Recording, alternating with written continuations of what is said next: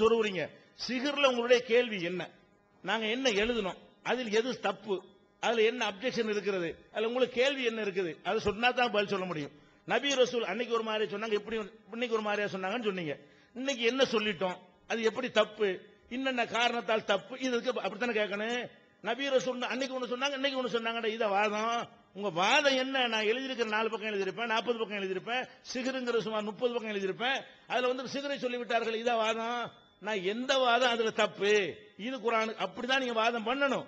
அப்படி சிகர் சம்பந்தமா அப்படி வாதம் பண்ணவில்லை. அது மாதிரி நபி ரசூல் சம்பந்தமா வாதம் பண்ணவில்லை. பெண்கள் விவாகரத்து சம்பந்தமா பாருங்க எவ்வளவு தில்லுமுன்னு பாருங்க. பெண்கள் விவாகரத்து செய்ய சம்பந்தமாக இந்த வசனம், இந்த ஹதீஸ் பெண்கள் விவாகரத்துக்கு ஆதாரம் நம்பரை போட்டிருக்கிறேன். அதுல ஒரு பொம்பளை வந்து ரசூல்லாட்ட முறையிடுறாங்க, என் கணவரை பிடிக்கலன்னு. ரசூல்லா அவர் கூப்பிட்டு என்ன செய்யறாங்க? நீ விட்டுருப்பான்னு சொல்றாங்க. இது பெண்கள் விவாகரத்துக்கு ஆதாரம் கொடுத்திருக்கேன். மொழிபெயர்ப்புல நான் என்ன செஞ்சிடல, எதுவும் செஞ்சிடல. அந்த ஹதீஸ் பெண்கள் விவாகரத்துக்கு ஆதாரம். அந்த முறை என்ன, அதை பின்னாடி வளர்க்கிறேன். அந்த நம்பரை போட்டு விட்டு பெண்கள் அவங்களா விவாகரத்து செய்யக்கூடாது, அந்த ஹதீஸ் அப்படி சொல்லல, ரசூல்லாட்ட வந்து முறையிட்டாங்க, ரசூல்லா தான் ஆர்டர் பண்ணாங்கன்னு சொல்லியிருக்கிறேன். ஒட்டுமொத்தமா அந்த ஹதீஸை போட்டு விட்டு பெண்கள் விவாகரத்து பஞ்சாயத்து அந்த ஹதீஸ் நடக்குதா இல்லையா? பெண்கள் விவாகரத்துக்கு முறையிட்டாங்களா இல்லையா? அப்படி இல்லாத ஒரு ஹதீஸை நான் வச்சுட்டேன். அவ்வளவு தெளிவா சொன்ன பிறகும் அதை சொல்லும் போது அவர் கவனிக்கலையா? வேணும்னு திசை திருப்புறதுக்கு நம்பர் போடுறதுக்காக சொல்றாரான்னு தெரியல. அதை ஒரு கேள்வியா கேட்கிறாரு. அதே மாதிரி வந்து மல்லபத்து குழுபுகும் காபிருக்கு ஜக்காத்து கொடுக்கலாம்னு சொல்லிவிட்டார்கள். இது இஸ்லாத்துல இல்லைங்கிறாரு. காபிருக்கு ஜக்காத்து கொடுக்கலாம்ங்கிறது மதுஹப் கிதாபுலையும் இருக்கு. என்ன இருக்கு? கானு சலாசத் அக்ஸாமின் கிஸ்முன் குஃபாருன், ஒரு கூட்டம் காபிர்கள், கான அலைஹிஸ்ஸலாத்து வஸலாம் யோதிஹிம், ரசூல் ஸல்லல்லாஹு அலைஹி வஸல்லம் அவர்கள் காபிர்களுக்கு கொடுப்பார்கள், லியத்தஅல்லபஹும் அலல் இஸ்லாம், இஸ்லாத்தின் பக்கம் அவர்களுக்கு அன்பை ஏற்படுத்துவதற்காக வேண்டி கொடுப்பார்கள் என்று ரத்துல் முக்தார்ல 3 விதமான பார்ட்டிக்கு ஜக்காத்து கொடுக்கலாம் என்று சொல்லும் பொழுது ரசூலுல்லாஹ் கொடுத்தாங்கன்னு அவர் எழுதியிருக்கிறார். அதையும் நீங்க என்ன செய்யணும், கவனத்தில் வைத்துக் கொள்ள வேண்டும். அடுத்து என்ன? ரசூல் ஸல்லல்லாஹு அலைஹி வஸல்லம் அவர்கள் வந்து ஒரு காபிர் வருவாரு, ஜக்காத் ஒட்டத்தின் பால் கறந்து கொடுக்க சொல்லுவாங்க, 7 தடவை குடிப்பாரு, 2வது தடவை இஸ்லாம் ஆயிருவாரு. அப்ப கொஞ்சம் போதும் பாரு, மூமின் ஒரு வயிற்றுக்கு சாப்பிடுறான், காபிர் 7 வயிற்றுக்கு சாப்பிடறான்னு சொல்லுவாங்க. அப்ப ஜக்காத் ஒட்டகத்திலிருந்து காபிரா இருக்கும்போது அவருக்கு என்ன செஞ்சிருக்கிறாங்க? அதுல வந்து விநியோகம் பண்ணி இருக்கிறார்கள். இது ஒரு ஆதாரம் இருக்கிறது. நீங்க அந்த ஹதீஸ்ல வர்றது ஒரு ஹதீஸை குறிப்பிட்டிருக்கோம். அந்த வசனத்துக்கு மல்லபத்து குழுபுகும் அந்த வசனத்துடைய விளக்க உரையாக ஒரு ஹதீஸை குறிப்பிட்டிருக்கிறோம். ஹதீஸ் முழு ஹதீஸையும் போடல. முஸ்லிம் அல்லாதவர்களுக்கும் கொடுக்கலாம் என்பதற்கு ஆதாரம் எழுதியிருக்கிறமே தவிர அதுல ஜக்காத்துன்னு வார்த்தை இருக்குதா?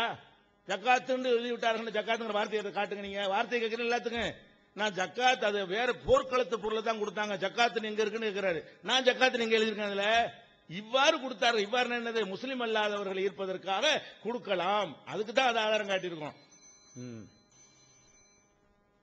அஸ்ஸலாமு அலைக்கும் வரஹ்மத்துல்லாஹி வபரகாத்துஹு. கண்ணியத்திற்குரிய உலமா பெருமக்களே, அன்பார்ந்த பெரியோர்களே, இளைஞர்களே, தான் என்ன எழுதணும் அப்படிங்கிற விஷயமே தெரியாத ஒருத்தவங்க இருக்கிறான்னு சொன்னா இவங்களா தான் இருப்பாங்க போல தெரியுது. ஏன்னா நான் எங்க ஜக்காத்துன்னு எழுதியிருக்கிறேன் அப்படின்னு சொன்னாங்கல்ல. ஆனா அவங்க பாருங்க அந்த வார்த்தையே போட்டே இருக்கிறாங்க. இந்த பாருங்க, உள்ளங்கள் ஈர்க்கப்படுவதற்கு ஜகாத் அப்படின்னு கொடுத்திருக்காங்க. நான் ஜகாத் அங்க எழுதினேன் அப்படின்ட்டாங்க. இப்படி தாங்க ஒவ்வொன்னும் எழுத வேண்டியது, சொல்ல வேண்டியது, அப்படி இல்லைன்ற வேண்டியது, அப்படி புரட்ட வேண்டியது, முன்னுக்கு பின் முரண். தான் எழுதினதை என்ன எழுதணும்னா தெரியலன்னு சொன்னா அவங்க என்ன நிலையில் இருக்கிறாங்க, கருத்து தான் தெரியல, மறந்து போச்சு. பாயிண்ட் ஏதாவது ஒன்று சொல்லியாச்சு, ஆதாரம் கேட்டா தரல, அதுல இருந்து முடிஞ்சு போச்சு. அவங்க மொழியாக்கம் செய்வதற்கும் இந்த மாதிரி விரிவு கொள்வதற்கும் அறவே தகுதியில முடியாது போச்சு. நான் ஒரு வாசகங்கிற அடிப்படையில் நான் விளக்கம் கேட்டேன். இப்படி சொல்லியிருக்கீங்களங்க, உங்க இதை நான் படிச்சிருக்கேன், ஏன்னா விளக்கம் நான் என்ன எங்கிட்ட கேள்வி கேட்கிறேன், நீங்க எழுதுனதை உங்ககிட்ட தான் நான் கேட்கணும், வேற ஆட்டு கேட்கறது அப்படின்னா சரி, அதுக்கு தான் விஷயம் இல்லை அப்படின்னு சொன்னா நான் அப்படி ஜக்காத் என்று எழுதியிருக்கிறேனா அப்படின்னு கேட்டீங்க. எழுதியிருக்கிறீங்க. உள்ளங்கள் ஈர்க்கப்படுவதற்கு ஜகாத். இன்னொரு தடவை சொல்றேன், உள்ளங்கள் ஈர்க்கப்படுவதற்கு ஜகாத். உங்க தானே எழுதியிருக்கிறீங்க, என்ன எங்க எழுதுனு கேட்டீங்க. அப்ப தான் என்ன எழுதுங்கிறது தெரியல. அப்ப மதுவை பத்தி சொல்லும் பொழுதெல்லாம் அங்கிட்டு ஒரு மாதிரி ஆக்காங்களாம், அங்கிட்ட ரசிக்கிறாங்களாம், ஏன்னா புதுசா கேட்கறாங்களாம், முன்னுக்கு போய் நம்ம இதுக்கு முன்னாடி என்ன சொன்னாங்க, 20 வருஷமா அங்க சொல்றோம்ல, ஏன் பதில் சொல்லல அப்படின்னு சொன்னாங்க. 20 வருஷமா யார் சொல்லியிருந்தாங்க? அவங்களும் தான் சொல்லியிருந்தாங்க. இதை வேற நான் புதுசா வேற சொல்றேன் அப்படிங்கிறாங்க. முன்னுக்கு பின் முரண் யாருங்கிறத கண்கூட வந்துட்டே இருக்கிறாங்க. அதே போல நம்ம அந்த மசூல் குரான் விஷயத்துல ஏற்கனவே சொல்ற ஒரு சப்ஜெக்ட் ஒண்ணு பேசும், கருத்து சொல்லும், முரண்கிறது அல்ல, ரெண்டு கரெக்ட் தான். ஒரு லாய் மசூல் முத்தஹருன்னு சொல்லுவாங்க. ஒரு வஹாபிட்ட சொன்னாக்கா அவர் சொல்லுவாரு, முத்தஹருன் என்றா அது இங்க உள்ளவங்களா, மலக்குமார்கள்ல, குர்ஆன் என்றா இங்க உள்ளதா, அது லவுல் மஹ்பூல்ல விளக்கம் கொடுத்துருப்பாரு. இவருக்கு போய் சரிப்பா அதை விடு, அதை சொல்லல. லாயமுஸ்ஸல் குர்ஆன் எல்லா தாஹிரும் சலாம் சொல்லி இருக்கிறாங்கல்ல, அப்படி அதுக்காக வேண்டி பாயிண்ட் விட்டுக்கிறோம் அர்த்தமா? சுன்ன ஜமாத்து மக்கள் குர்ஆனை நான் தலைமையில வச்சுக்கிறோம் மதிக்கிற மக்களுக்கு நாங்க குர்ஆனை வசனத்தை ஆதாரமா கொடுப்போம், அதையும் கொடுப்போம். ஆனா குர்ஆனை வசனம் கொடுத்தாலும் அதுக்கு அந்த விளக்கம் இந்த விளக்கம் விவகாரம் பண்ணிட்டவங்களுக்கு நாங்க இப்படி கொடுப்போம். நம்ம சொன்னோம்ல லோகவி ஷர்ஐ விவகாரம் பண்றவங்களுக்கு, சவுதி பிரச்சனை சொன்னோம்ல விவகாரம் பண்றவங்களுக்கு, சவுதி இந்த விஷயத்தை கொண்டு வரீங்கல்ல மௌலி தராக்கு அப்ப தராவி சொல்லுங்க, அப்படி அந்த மாதிரி போனதுதான். அந்த மாதிரி தான் இது எதையும் மறுக்கிறது இல்லை. யாருக்கு எப்படி சொன்னா நம்முடைய வாதத்தில் நம்ம ஜெயிக்க முடியும், நம்முடைய கருத்தை ஏற்றுக்கொள்ள வைக்க முடியும் அப்படிங்கிறதுக்காக வேண்டி கையாளுகின்ற முறை அது. ஆனா அது தெரியலனால என்ன இப்படி சொன்னீங்களே அது அப்படி சொன்ன யாரும் மறுத்தோமா? இன்னைக்கும் சொல்றோம் சொன்ன கரெக்ட் தான். ஆனா சில வஹாபிகள் இப்படி பதில் சொன்னாக்கா ஹதீஸ் கூட மடக்கி இருக்கிறோம். அந்த மடக்கப்பட்ட இடத்தை தான் நீங்க இப்படி சொல்றீங்களாங்கிறாங்க. சொன்னது உண்மை, மறுக்கே கிடையாது அப்படிங்கறத நான் நினைவுபடுத்த விரும்புறேன். அதே போல என்ன இந்த தொடை விஷயத்தால சொல்லும்போது அவங்க ஒரு இதை சொல்லுவாங்களாம், ஆபாசமான சட்டங்களை சொல்லுவாங்களாம். இமாம்கள் கூடாதுன்னு சொன்னதை இமாம்களை சொன்ன மாதிரி சொல்றது. இமாம்கள் அப்படி சொல்லியிருக்காங்கன்னா ஆதாரம் கிடையாது, இதுவரைக்கும் தரல. இமாம்கள் அனுமதித்திருக்கிறார்கள் அப்படின்னாங்க, நாங்க கேட்டுக்கிறோம், இதுவரைக்கும் தரல, ஏன்னா அனுமதிக்கல அவங்க. ஆனா இவங்க அனுமதிக்கிறாங்க, தொடையை காட்டலாங்கிறாங்க. எப்படி பள்ளிக்கு பெண்களை வர வச்சு தொலை காட்டலாங்க, எவ்வளவு பெரிய அசிங்க அது. அது இளைஞர்கள்ட்ட போய் இதை போய் சொல்லிட்டு இருக்கிறாங்க. கேட்டாக்கா நாங்க தெரிஞ்சா பரவாயில்ல, இது அவ்வளவு அசிங்கத்தை சாதாரணமா சொல்லுவாங்களாம். ஆனா இமாம்கள் சட்டத்துக்காக எழுதி வச்சது அப்படியே கதை மாதிரி சுவையா சொல்லுவாங்களாம். ஏன்னா அதை ரசிக்கிறது ஆட்டு இருக்கையில, அதுக்காக அப்படி சொல்றது. இன்னொன்னு பார்த்தாக்கா அப்ப பெண்கள்லாம் வந்தாக்கா என்ன பாட்டுக்கு வந்தீங்களே உங்க பெண்கள் வந்திருப்பாங்கன்னாங்க. எங்க பெண்களை உங்க இடத்துக்கு வந்தாக்கா எப்படி வந்தாலும் நடந்துக்கன்னு சொல்லுவீங்களே. சரி, அந்த பெண்கள் கூட்டத்தை ஒழுங்குபடுத்தின யாரு? உங்களுடைய கண்காணிப்பாளர் தானே, உங்களுடைய ட்ரெஸ் போட்டுக்கிட்டு இருந்தவங்க தானே செஞ்சாங்க. அவங்க ஏன் பெண்கள் கிட்ட போனாங்க? நான் கேட்கறேன், அதுக்காக தான் நீங்க கூப்பிட்டீங்களா? சுன்ன ஜமாத் பெண்களே வாங்கல் அப்படின்னு சொல்லி பெண்கள் இளைஞர்கள் கிட்ட போவா, ஆண்களும் பெண்களும் கலக்கிறான்னு காமிச்சோம். நீ சொல்லுங்க இனிமேலும் செய்வோங்கிறீங்க. எனக்கு தலை முக்காடு தொடர்ந்துக்கிட்டு இப்படி உட்கார்ந்துட்டு இருக்கிறாங்கிறோம். அதே போல இளைஞர்கள் மற்றவங்க எல்லாம் கலந்திருக்காங்கன்னு போட்டு காமிக்கிறோம். சரி, தவறா நடந்து விட்டது, அடுத்த இதுல அப்படி நடக்க கூடாதுன்னு சொன்னா நியாயம். நாங்கள் இன்னும் தொடர்ந்து அதை செய்வோம் அப்படிங்கிறீங்க. நேற்று சொன்னீங்க அதை, இதான் சட்டம், இதான் நபி வழி. ஒரு தவறை சொன்னா திருத்தோங்கிறது நபி வழியா? மேலும் மேலும் இந்த அசிங்கத்தை செய்வோங்கிற நபி வழியா? நான் கேட்கிறேன். இப்படிதான் நீங்க செஞ்சுக்கிட்டே இருக்குங்க. இன்னொன்னு உங்களுக்கு ஒரு பழக்கம் இருக்குங்க, எல்லாம் ஒண்ணு சொல்லுவாங்க, குர்ஆன் ஹதீஸ் ஆதாரம் தாங்க அப்படின்னு கேட்டாக்கா அந்த இமாம் சொல்லவில்லையா, இந்த இமாம் சொல்லவில்லையா. இதே வேலை குர்ஆன் ஹதீஸ் பின்பற்றக்கூடியவங்க ஒரு கருத்து கேட்டா குர்ஆன் ஹதீஸ் பெறாமலே செய்யணும்.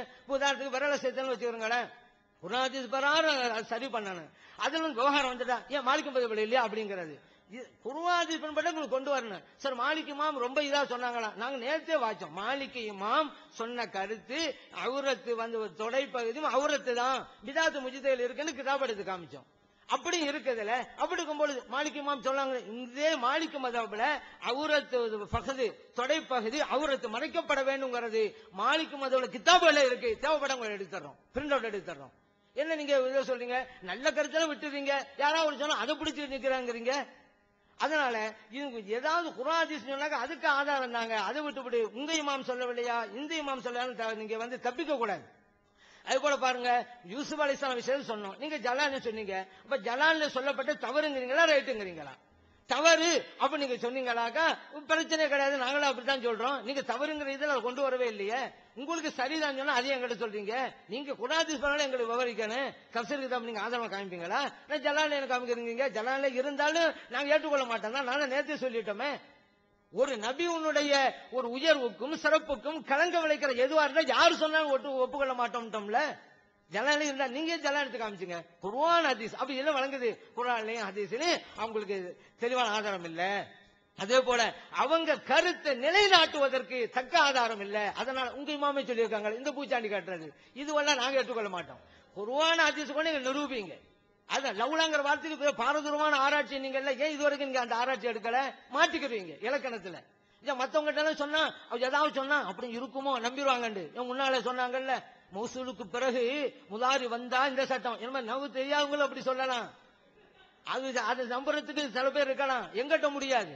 அது தெரிஞ்சிருக்கு அவளுக்கு. அதான் சப்ஜெக்ட் வரவே இல்லை. நேற்று சொன்னாங்க நான் வாதிப்போம். அதே போல வசனங்கள் விஷயத்துல வாதிப்போமா சவால் விட்டாங்க, இன்னும் ஆரம்பிக்கல. ஆனா பாருங்க, உலகத்தில் உள்ள மக்கள் எல்லாம் எதிர்பார்க்கிறாங்க. நிலைப்பாடுல தஃப்சீர் கிதாப் இருக்கு, ஒரு சப்ஜெக்ட் தான் சொன்ன, இதுவரைக்கும் சொல்லல. அப்ப தஃப்சீர் இல்ல, அந்த ஒன்றை தவிர எந்த தவறும் இல்லைங்கிறது அவங்க நிலைப்பாடு. தஃப்சீர் கிதாப் சொல்லி ஃபிக்ஹ் கிதாப் வாசிக்கிறாங்களே, இப்ப யாராவது உலகத்துல ரத்துல் முத்தார போய் தஃப்சீர் கிதாப் சொன்னா சிரிப்பாங்க.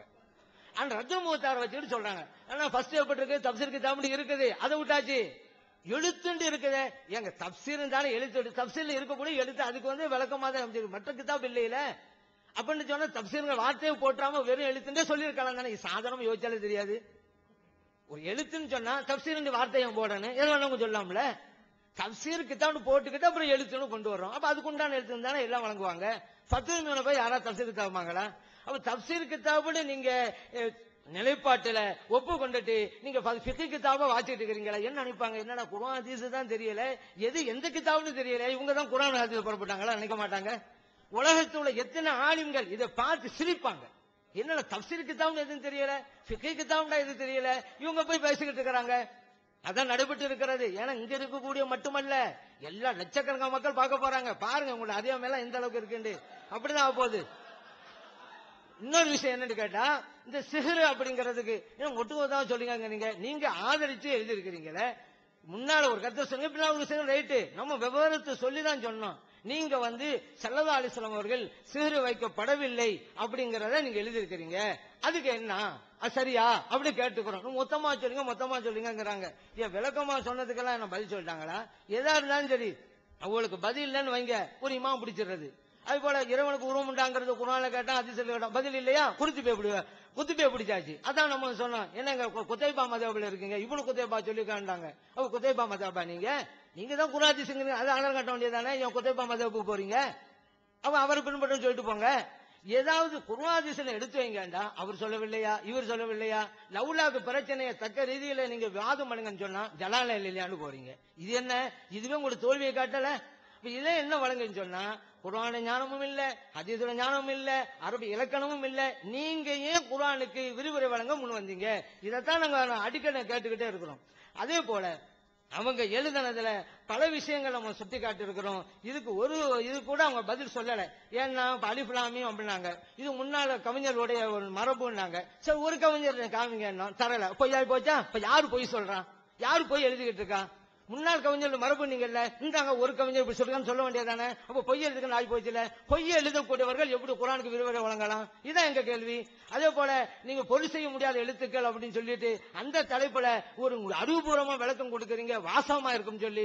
வாசகமே இல்லாத அர்ரஹ்மான் நிறையும் சொல்லுது. அப்ப அறிவுபூர்வமானது இல்லையா? அதையா அல்லாஹ் தஆலா வசமாக்க கேட்டோம், பதில் சொன்னீங்களா? இதுக்கு பதில் சொல்ல முடியாதுன்னு சொன்னா நீங்க ஏன் விரிவுரை வழங்குவதற்கு முன் வந்தீங்க? பேசாம வேலையை பார்த்துட்டு இருக்க வேண்டியதானே. குர்ஆனுக்கு தவறான விளக்கத்தை ஏன் கொடுக்குறீங்க? அதே போல வாரத்து தலாக் விஷயத்துல நாங்க ஹதீஸ் சுட்டி காட்டணுமே, அதுக்கு இதான் ஆதாரம் சொன்னீங்களா, அல்ல தப்புன்னு சொன்னீங்களா? அதுவும் இல்லாம சும்மாவே இருந்துகிட்டு இருந்தா என்ன அர்த்தம்? ஃபிக்ஹ் கிதாப் சொல்லிக்கிட்டு இருந்தா என்ன அர்த்தம்? கேட்கப்பட்ட கேள்வி தர்ஜமா தானே, ஏன் பதில் சொல்லல? பதில் இல்ல, பேசாம நீங்க விட்டு உங்க வேலையை பாருங்க, ஆய்வெல்லாம் வேணாம், ஏன்னா உங்களுக்கு தெரியல. அன்பிற்குரிய சகோதரர்களே, இந்த அமர்வுல நீங்க பாத்தீங்கன்னு சொன்னா அந்த பிரேக்ல போய் நினைச்சிட்டாங்க, டவுன் ஆகி போச்சா, நான் என்ன சொன்னாலும் சிரிங்க எந்த ஒரு சர்டிபிகேட் ஆலிம் கூட்டங்கள் தானே. ஆனா மக்கள் கேள்வி கேட்பாங்க, சிரிக்கப்படுவாங்க. இந்த கேள்வியெல்லாம் தன்னுடைய குறிய தன்னுடைய பின்துவாரத்தில் எப்படி விடுறதுன்னு கேட்பாங்கல்ல, அப்பவும் சரிங்க. சரி, சொல்லி கொடு. அதாவது விஷயத்துக்கு சிரிச்சா பரவாயில்ல, பார்த்தாலே தெரியுது இது செயற்கையாக சொல்லி கொடுத்து செட்டிங் தெரிகிற அளவுக்கு இருக்கிறது. சரி, அடுத்து அதனால என்னென்ன கரெக்டா போறோம்னு காட்டுறாங்களாம். இவ்வளவு கேட்டான பதில் சொல்லாம முடிக்கிறாரு, நம்ம சிரிக்கலாமா? வெக்கம்ல வரணும் சொல்றேன். சரி, அடுத்து என்ன சொல்றேன்னு கேட்டா, இப்ப நமக்கு தான் இந்த மதுஹப்ல உள்ளத ரொம்ப ஒரு ரசனையா சொல்லி கூட குறைய சொல்லிட்டோங்கிறாங்கல்ல, அதனால இயற்கை சாதாரணமா அவங்களே சொல்லட்டும்ங்கிறதுக்காக கொடுத்துருவோம். இதுக்கு தயவு செய்து அடுத்த சிட்டிங்ல அது கொடுங்க. இதை நீங்க பொருள் செஞ்சு சொல்லுங்க. இதுக்கு நேரடியா இதுக்குள்ள வாசகத்துக்கு பொருள் செஞ்சு இந்த மக்களுக்கு சொல்லி, நீங்க வேற ஒண்ணும் செய்ய வேணாம், பொருள் செஞ்சு சொல்லி கொடுங்க. ஒரு வரி கூட விடாம, ஒரு வார்த்தை கூட விடாம, மஞ்சள் கலர்ல அண்டர்லைன் மார்க்கர் பண்ணிருக்கோம்ல, அதை மட்டும் நீங்க மொழிபெயர்த்து கொடுத்துருங்க. அப்ப தெரிஞ்சிடும் இந்த மதுஹப்ல எப்படிலாம் ரிசர்ச் பண்ணிருக்காங்க. நாங்க தான் கூட குறைய சிரிக்கிற மாதிரி சொல்றோம்ல, நீங்க எப்படி பிள்ளைகளுக்கு பாடம் நடத்துவீங்களோ அந்த மாதிரியான ஸ்டைல் என்ன செய்யுங்க, எங்க மக்களும் சிரிக்காத வகையில சொல்லுங்க. சரி, அடுத்ததாக என்னது போடுங்க,